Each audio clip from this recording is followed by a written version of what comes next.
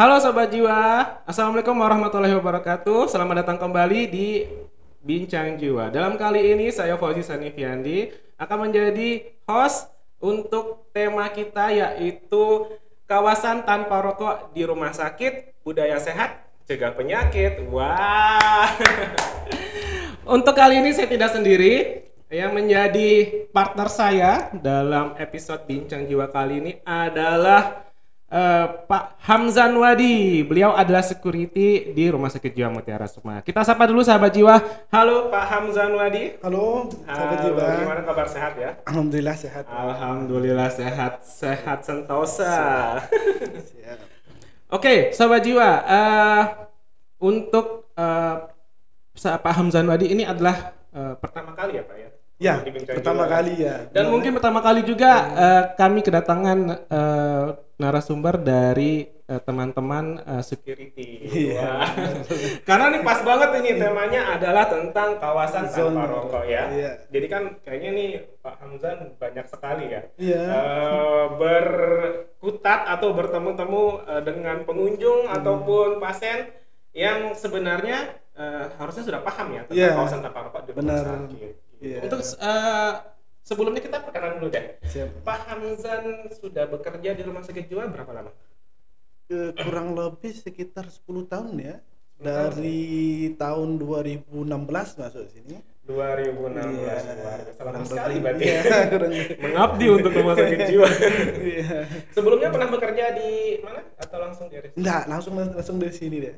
Oh iya. Tapi memang sengaja milih Rumah Sakit Jiwa ya? Kebetulan itu ada dua pilihan dulu di Rumah Sakit Jiwa sama Rumah Sakit Provinsi deh. Tapi kebetulan ya coba di Rumah Sakit Jiwa mungkin lebih enak gitu.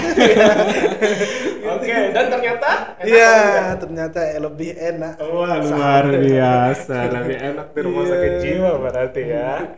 Kalau itu sedikit ya tentang Pak Hamzan. Pak Hamzan tugasnya di bagian apa untuk yang security ini? Iya, di bagian lapangan dah. Saya di bagian depan, di pintu depan, gerbang depan. Oke. Kalau bahasanya pos 1 namanya. Pos 1. Iya. Ada berapa pos kita? 1, 2, 3. 3 pos ya. Iya. Dan Pak Hamzan ini tugasnya di pos 1. Tuh, jadi kalau misalnya sahabat jiwa pertama masuk ke rumah sakit jiwa itu yang akan ketemu adalah dengan Pak Hamzan dan rekan-rekan di pos 1. Wah, jadi silakan ditandai mukanya Pak Hamzan. Oke, Pak Hamzan, kita hari ini membahas tentang kawasan tanpa rokok ya. Kalau misalnya dari Pak Hamzan sendiri kan sudah lama ya bekerja di bagian security, sudah 10 tahun kurang lebih. Kira-kira yang menjadi tugas atau kewajiban sebagai seorang security untuk mendukung untuk menertibkan kawasan tanpa rokok. Itu seperti apa sih Pak? Kebanyakan teman-teman sih termasuk saya juga palingan saling kasih tahu lah. Kalau misalkan ada pengunjung, ada pasien atau apa yang lewat jalannya, kebanyakan yang ngerokok sih palingan. Saya tidak bosan lah saling kasih tahu untuk tidak merokok di zona rumah sakit gitu. Iya. Soalnya kan spanduk-spanduknya juga dah besar ada juga kan. Untuk dilarang ngerokoknya.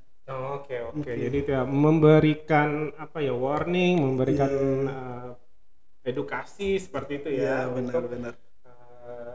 Mengikuti aturan ya benar. Rokok gitu ya. Nah itu kan kalau misalnya jadi bagian tugasnya ya.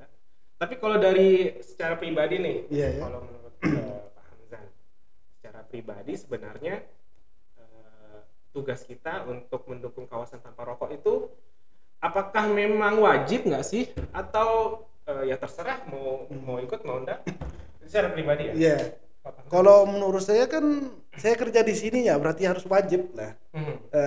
Kalau misalkan kita lihat orang ngerokok pasti kita tegur, sapa salamnya, ndak juga lupa ya untuk sapa salamnya biar ndak langsung jangan ngerokok, nanti kebanyakan orang tersinggung. Iya, lebih baik kita sapa salam sopan. Yang penting kita sopan dan cara penyampaiannya mungkin lebih bagus dari yang betul. Dan emang sobat jiwa kalau sekedar info kan, kalau misal kawasan tanpa rokok itu sebenarnya sudah diatur secara undang-undang ya. Iya, Kalau nggak salah itu nomor 36 tahun 2009 Pak. Saya Iya, sempat benar. baca sedikit tadi. Iya. Itu tentang kesehatan. Itu mengatur kurang lebih ada 7 kawasan tanpa rokok. Termasuk diantaranya itu Pak, fasilitas pelayanan kesehatan, kemudian tempat proses belajar mengajar, setelah itu tempat ibadah, tempat bermain anak-anak, kemudian tempat bekerja, selanjutnya tempat umum atau tempat-tempat yang diatur secara peraturan pemerintah daerah, dan juga yang terakhir itu angkutan umum. Nah, kalau kita lihat kan sebenarnya dari semua kawasan-kawasan ini secara umum itu merupakan tempat-tempat yang banyak kegiatan orang-orangnya. Iya, benar. Dan memang kalau saya lihat tadi beberapa juga itu ada orang-orang yang beresiko atau rentan tuh. Benar, nanti Salah satunya kan ibu hamil nanti. Nah, seperti itu. Dan juga anak-anak. Benar. Ya, jadi kayak Mas Hamdan bilang tadi, walaupun itu terlepas dari secara kewajiban sebagai security, tanpa jadi security lah, kayaknya kita juga sudah harus sadar ya. Karena emang lokasi-lokasi yang disebutkan tadi sebenarnya untuk kebaikan orang-orang yang berisiko ini, yang rentan, yang mungkin lebih mudah terserang penyakit dibandingkan kita yang dalam kondisi sehat ya. Benar. Oke. Kalau cerita pengalaman nih, kan Sida di rumah sakit juga ya. Ada nggak pengalaman Sida bertemu dengan orang-orang yang merokok? Ada nggak kira-kira? Kalau pengalaman itu banyak ya. Iya. 10 tahun gimana? Iya, banyak pengalaman. Kayak contohnya waktu itu kemarin di depan saking banyaknya orang merokok, dari pojok timur sampai pojok barat, yang ditegur orang timur sampai pojok barat lagi dia ngerokok yang pojok timur. Berarti berderet tuh. Iya, berderet. Apalagi di rumah sakit kita ini, rumah sakit jiwa ini kan samping kali bersih kan. Oh iya. Jadi kan lagi adem tuh Pak. Benar, ngerokok, ngopi itu. Iya, benar. Dengar suara air gitu ya. Gitu dah. Terus waktu itu ditegur. Kita tegur. Ya siap Pak gitu. Tapi pas kita pergi lagi ya itu dah kendalanya kita jadi security itu. Berarti ditegur ya kan, contoh ada 5 orang ya. Orang pertama ditegur, kedua, ketiga, keempat, pas ada orang kelima ditegur, yang orang satu lagi ngerokok gitu. Oke, berarti emang seperti itu ya. Jadi kayak ya sebisa mungkin tidak mengenal lah berarti. Benar itu dah, apalagi teman-teman yang di poli dan di lapangan itu dah. Kalau orang ngerokok itu lah capek itu. Iya, lumayan ini ya, menguras tenaga. Iya, kalau menguras tenaga, nguras juga batin. Waduh, menguras batin. Kalau memang kita ndak benar-benar sabar ya. Masya Allah, syukur Pak Hamdan ini orangnya sabar ya guys ya. Oke. Semua gitu. Iya. Kalau misalnya tadi kan Pak Hamdan bilang ditegur ya. Ada nggak bentuk lain atau misal seperti apakah kegiatan atau tindakan yang dilakukan kalau misalnya ketemu sama orang yang merokok? Selain ditegur ada lagi nggak? Selain ditegur palingan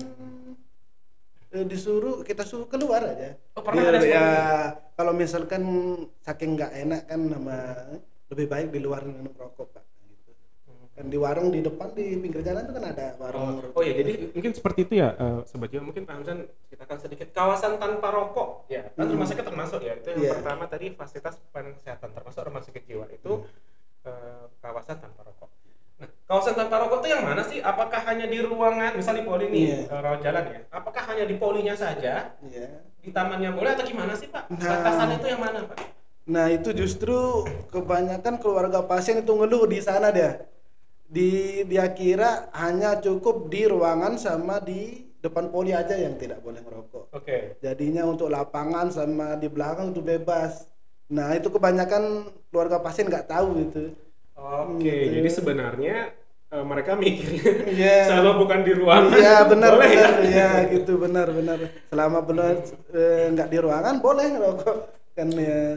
Gitu jadinya pada keluar ruangan dilarang rokok, baca tulisan ini dilarang merokok, dipikir hanya di ruangan, Iya, keluar di merokok ruangan, lagi di iya. sana ya. Itu. Padahal yang dimaksud itu adalah sebenarnya Di pagarnya sembunyi, itu Pak iya. ya, dinding apa sih, dinding pembatas rumah Pembatas, sakit. ya. Jadi selama masih di wilayah rumah sakit, entah itu di taman, entah itu di kantin, entah Iya. itu dimanapun ya, jadi pengunjung itu tidak boleh merokok. Iya, sebenarnya. Dan selama ini Pak Hamzan kalau misalnya ketemu setelah ditegur dan tidak bisa, akhirnya menyarankan keluar aja gitu Iya. ya. Merokoknya di luar, Iya. nanti bukan maksudnya diusir ya. Iya, benar. Disarankan. Disarankan untuk lebih enaknya di luar lah gitu. Biar enggak ditegur-tegur Kan lagi. tanggung soalnya kan Iya. kalau rokok masih banyak, Iya, masih benar. panjang kan. Jadi silakan di luar Luar, rumah sakit supaya iya. tidak mengganggu pengunjung yang lain. Itu Benar, maksudnya. benar. Jadi tetap dengan penyampaian yang baik Iya, dan benar dan baik, benar. bagus, Sapa dan salamnya juga. sapa salamnya juga tuh kayak Pak Hamzan bilang, sapa salam tetap utamakan. Diutamakan, benar. Wah. Kalau misalnya kita pengalaman lagi nih Pak, Iya. sudah ditegur, sudah disarankan di luar aja, tapi masih nggak mau merokok di sini. Nah, ada nggak tuh Pak seperti itu Pak? Nah, kalau misalnya ketemu seperti itu, kira-kira apa yang harus dilakukan? Nah, itu juga ya. Bingung kita juga kalau kayak ketemu kayak gitu, tapi alhamdulillah selama ini enggak ada sih ketemu kayak gitu. Palingan kalau kita tegur, kalau udah kita baik tegur terus palingan dia lah apa namanya? Istilahnya itu mau lah ditegur gitu. Matiin langsung, kalau enggak mau dimatiin kita suruh keluar ngerokok di luar lebih enak gitu kan.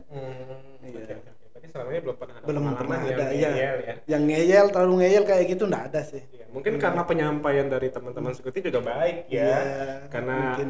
cara penyampaiannya sopan, jadi lebih mudah diterima gitu Iya, kan. benar. Penjelasan juga jelas, ini kawasan tanpa rokok, rumah sakit menjadi bagian tidak boleh ada yang merokok, mungkin seperti Iya, itu ya. benar. Kalau dengan penyampaian baik, saya rasa emang pasti pengunjung pada ngerti. Benar. Dan itu yang terjadi ya. Iya, Dan selama ini kurang lebih 10 tahun bekerja. Tidak pernah ada yang ngeyel tuh. Jangan Tidak menjadi ada. yang pertama ya sahabat jiwa ya. Jangan menjadi yang pertama yang ngeyel. Jangan dicoba. Nanti mau lihat podcast, wah ini Pak Hamzan nih, coba dulu menjadi orang yang ngeyel. Iya. Jangan nih. jangan. Kalau misalnya itu kan pengunjung ya Pak ya. Iya. Karena kita nih di rumah sakit jiwa ya. Pasiennya pun bisa dibilang khusus gitu Iya, kan. khusus. Kondisi-kondisinya perlu banyak permakluman. Karena kan kita tahu kalau pasien gangguan jiwa tuh secara perilaku, secara emosi kan mereka kurang stabil ya. Iya, benar. Lebih mudah tersinggung, lebih mudah marah, kemudian gampang terpancing. Nah, kalau misalnya dari pasien sendiri nih Iya. Pak, baik untuk yang dirawat inap maupun pasien-pasien yang ada di rawat jalan. Nah, pengalaman terkait dengan menertibkan kawasan tanpa rokok ini seperti apa? Sebenarnya lebih kalau misalkan kalau lebih tertib itu lebih tertib pasien ya. Iya. Kalau misalkan apalagi kalau misalkan kita yang negur, jangan enggak berani dia. Iya. Kalau security justru dia Iya, langsung bingung oke. saya juga. Kenapa? Iya. Justru pasiennya langsung paham ya. Iya, langsung Kalau paham. Apalagi pengunjungnya? apalagi kita udah lewat kalau dia ngerokok langsung dimatiin gitu. Kalau pengunjung justru harus lebih ekstra Iya, ya. ekstra sabar. Ekstra sabar tuh. Justru kalau pasien malah lebih ini Paham lebih mudah dia, ditertibkan ya. Benar dah. Iya. Oke. Selama menertibkan ya kawasan tanpa rokok, kan pasti security itu tidak sendiri kan. Maksudnya apakah emang hanya tugasnya security yang menertibkan atau misalnya ada staff lain nih yang sebenarnya security itu bekerja sama? Kira-kira ada nggak? Kalau untuk penertiban itu dari semua sih, dari pegawai rumah sakit ya, rumah sakit jiwa itu semua. Nggak ada sih yang nggak kan itu. Tetap ditertibin semua. Kalau misalkan pegawai A ngelihat orang rokok, tetap dia dikasih Oke, tahu. jadi seperti itu ya. Pegawai pun sebenarnya punya tugas menertibkan Iya, ya. Dan itu sama security saling support mengapar ya. Saling mengoper. Jadi emang kalau siapapun yang bertemu dengan pengunjung yang merokok saling tegur ya. Tegur, benar. Entah itu bukan security. Jadi semua punya tanggung jawab yang sama. Benar. Oke. Iya. Kalau misalnya dari pengalaman Pak Hamzan sama menertibkan, ada nggak sih cara khusus atau tips atau trik buat teman-teman yang sebenarnya juga punya fungsi yang sama. Misalnya sama-sama teman security nih, atau misalnya sama-sama petugas kan tadi Pak Hamzan bilang semuanya punya tugas yang sama, yaitu kewajibannya menertibkannya. Jadi bukan hanya security aja. Untuk kami sebagai pegawai, sebagai staf yang punya kewajiban, ada nggak hal-hal yang perlu kami perhatikan atau jadi tips nih untuk biar orang-orang itu mau paham dan mengerti tentang kawasan tanpa rokok? Paling sih yang utama itu sapa salam sih sebenarnya. Oke, sapa salam. Terus sapa salam, sopan. Kita kalau misalkan kita udah sopan, orang yang lain tidak akan gitu. Akan segan kalau kita sopan kan gitu. Lebih baik utamakan kesopanan. Iya, sapa salamnya. Jangan wawe nanti enggak tahu kan orang nanti ada masalah di rumah nanti kita gitu. Benar. Terus apa lagi, Bang? Terus paling itulah, cuma itu dah. Yang penting kita menyampaikannya bagus. Itu enggak terlalu menekan atau apa kan gitu. Kalau misalkan memang dia tidak mau berhenti ngerokok, enggak mau kita suruh keluar ngerokok di luar gitu. Jadi yang penting cara penyampaian lagi first impression atau bagaimana tahap awal kita ketemu sama orang itu seperti apa orang melihatnya. Kalau misal kita baik, jadi benar. Orang mungkin lebih gampang menerima seperti tadi kita sampaikan. Dan juga tadi Pak Hamzan juga sempat bilang di awal, karena mungkin kita jelaskan juga ini kawasan tanpa rokok, ini orang yang banyak orang beresiko, jadi kayak kita juga menjelaskan, termasuk juga undang-undang sudah ada. Benar. Sudah banyak tanda-tanda, banner, spanduk tidak boleh merokok, jadi sudah jelas. Penyampaian kita pun lebih mudah seharusnya. Benar. Oke. Kalau misalnya ada dari Pak Hamzan untuk para orang-orang atau pengunjung supaya bisa sadar bahwa ini kawasan tanpa merokok, kira-kira apa yang ingin disampaikan? Kalau untuk sadar kan, yang untuk orang ngontrol ini kan tiap hari dia. Ya kebiasaan itu kebanyakan lupa dia. Karena sudah kebiasaan mungkin. Kebiasaan dia bilang lupa gitu. Ya Pak, maaf Pak, lupa gitu. Itu aja dalam itu. Makanya kita ekstra sabar jadi security itu. Harus tetap tetap menegur apa yang kan udah ada larang rokoknya kan gitu. Makanya itu dah kita susahnya jadi itu security itu tiap hari tiap menit. Berarti tantangannya itu ya. Iya. Banyak sekali yang harus diberikan pengertian ya. Iya gitu. Dan berkali-kali. Dan alasannya lupa. Itu masuk akal juga sih Bang ya. Karena kan biasa apalagi kalau sudah punya habit atau kebiasaan merokok ya. Jadi kayak sudah aja begitu duduk ambil rokok ya udah gitu kan. Jadi kayak sebenarnya lupa sebenarnya. Iya, sebenarnya gitu. Dan tugasnya seperti itu, berarti Pak Hamzan harus sering kali mengingat. Iya. Sering kali mengingati juga sudah. Oke. Kalau misalnya nih Pak Hamzan punya pesan yang ingin disampaikan supaya kita semua bisa tertib untuk merokok. Mematuhi. Sebenarnya gimana ya? Untuk sahabat jiwa itu untuk mungkin untuk ketertibannya itu mungkin dari depan ya. Kalau misalkan, tapi enggak bisa kayaknya. Iya. Soalnya kalau orang ngerokok itu enggak pandang tempat gitu. Iya. Enggak tahu namanya orang apa itu. Kalau misalnya pengen ngerokok ya tetap ngerokok deh. Itu makanya kita yang jadi security itu tuh ya gitulah, enggak bosan. Susah juga sih yang untuk kita kasih tahu orang biar enggak ngerokok itu. Dimanapun juga enggak mungkin gitu. Tetap aja orang ngerokok. Kalau memang kita tegas sebagai petugas yang di depan itu insyaallah angka sampai ke dalam enggak ada sih. Iya, tapi kalau kita terlalu tegas kan ini namanya rumah sakit jiwa kan. Ya semaksimalnya kita gitu. Kalau misalkan untuk tetap tidak ngerokok ada tuh nggak bisa sih, mungkin bertahap lah caranya. Saling kasih tahu bertahap gitu. Soalnya orang lah kita hadapi di sini, ekstra sabar gitu kan.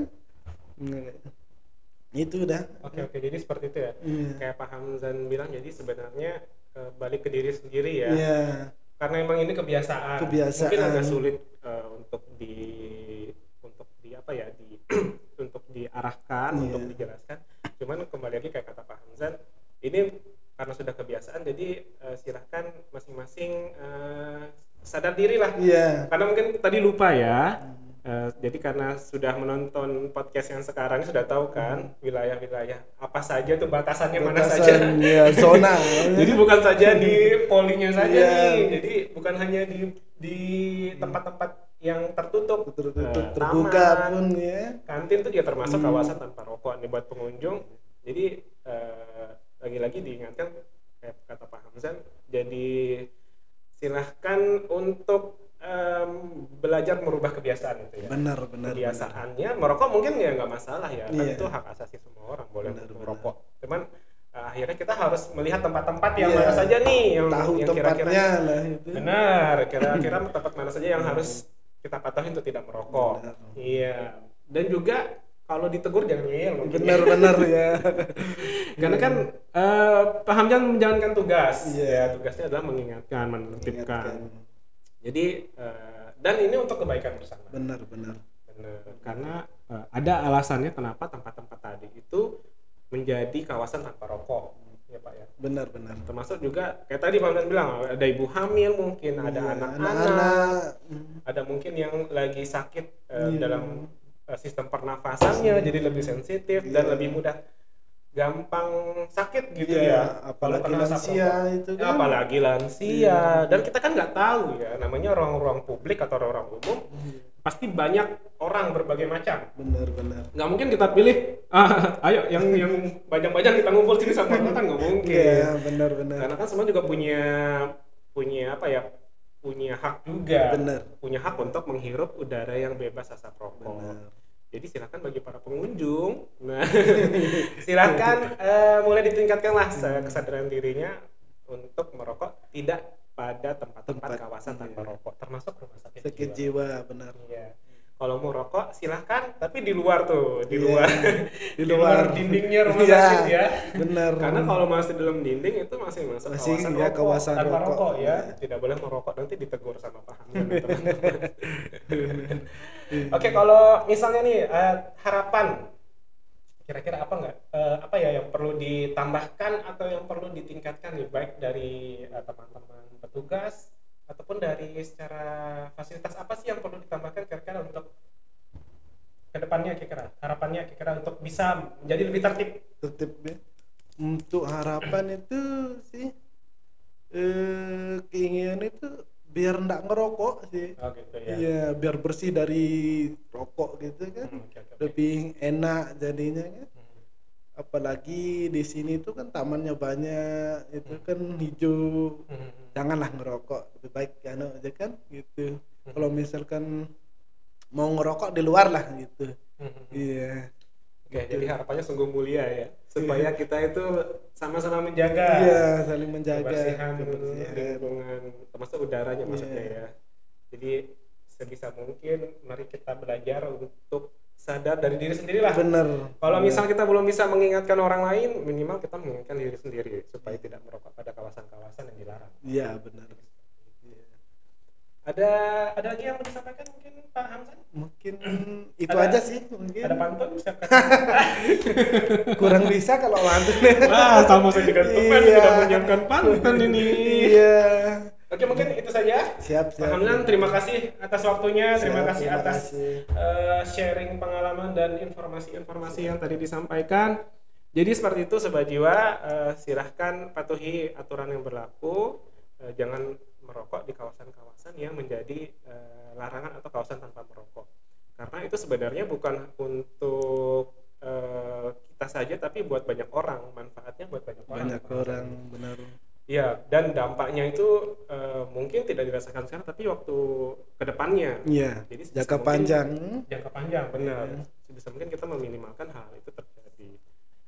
Sekian dari kami ya, terima kasih sudah menyaksikan podcast pada episode kali ini dengan judul Kawasan Tanpa Rokok Budaya Sehat Cegah Penyakit. Oke, terima kasih kami Menteri. Saya Hamzah Nadi. Sampai jumpa di episode berikutnya.